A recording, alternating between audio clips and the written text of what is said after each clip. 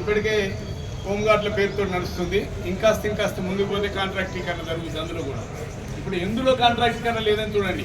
6 permanent కార్మికులు ఉంటే 94% మంది ప్రైవేట్ కార్మికులే ఉన్నారు. వాళ్ళకున్న చిన్న హక్కులు కూడా తీసేస్తున్నారు. అనేక సంవత్సరాలు కొట్లాడిన తర్వాత వచ్చిన చిన్న హక్కులు అవి ఏమిస్తున్నారు మనకి? ఆ ఇస్తున్న ఇన్సూరెన్స్ని కూడా వాళ్ళు ప్రైవేట్ వాళ్ళకి ఇవ్వడం అంటే అర్థం ఏంటి? మన డబ్బులు ఇక్కడ కట్ అయి ఉంటున్నాయి. మరి ఆ డబ్బుల్ని దేనికి ఖర్చు పెడుతున్నారు?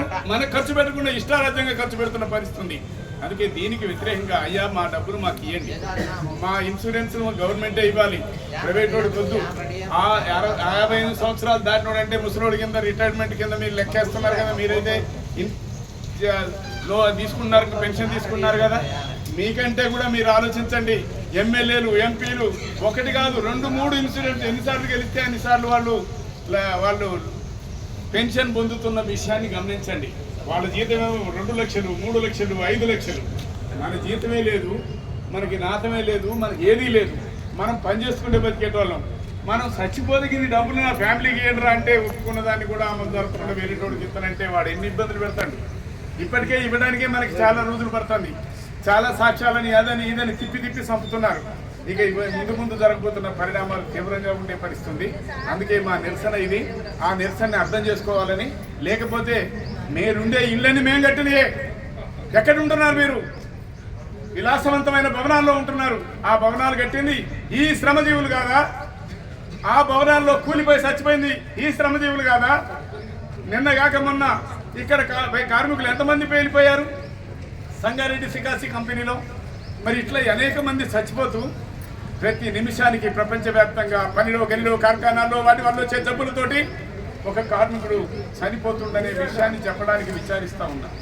అలా రక్తంతో తడిపి ఉత్పత్తులు సృష్టిస్తున్న శ్రామిక వర్గానికి చిన్న హక్కుల్ని 100 సంవత్సరాల క్రితం కొట్లాడి తెచ్చిన హక్కుల్ని కూడా తీసేస్తున్నారు. 8 గంటల కోసం 140 సంవత్సరాల క్రితమే కొట్లాడారు, రక్తాన్ని నడిపారు, వాళ్ళ చొక్కా దింపి జెండా ఇచ్చారు. ఈ జెండా మన చేతికి 8 గంటలు సాధిస్తే ఇవాళ 12 గంటలకు మార్చేసిన జీవోని సిగ్గు లేని ప్రభుత్వాలు ఇస్తా ఉంటే ఏం చేయాలి మనం?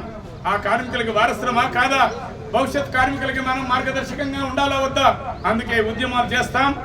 మేము సైతం ఈ ఉద్యమాల్లో మా శక్తిని అంతా వినియోగిస్తామని శపథం చేద్దాం. ఈ లేబర్ డిపార్ట్మెంట్ కూడా రక్షించుకుందాం.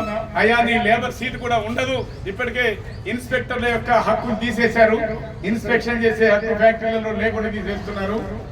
4 లేబర్ కోడ్లు అమల్లోకి వచ్చిన తర్వాత ఏ హక్కు ఉండదు కార్మికులకి. పర్మనెంట్ కార్మికులు కూడా ఏ హక్కు ఉండదు. లేబర్ డిపార్ట్మెంట్కి ఏ హక్కు ఉండదు. ఇట్లాంటి ఒక దౌర్భాగ్యమైన స్థితి రాబోతున్న స్థితిలో ఇవాళ ఏమీ హక్కులేం లేకుండా బడా పెట్టుబడిదారులు, బడా కార్పొరేట్ సంస్థలకి అప్పనంగా అప్పచెప్తున్నారు. ఊర్లు తీసేసి అప్పచెప్తున్నారు. 100 ఎకరాలు కూడా అప్పచెప్తున్నారు. అక్కడ ఉన్న వాళ్ళని చంపేస్తున్నారు, ఎల్లగొడుతున్నారు.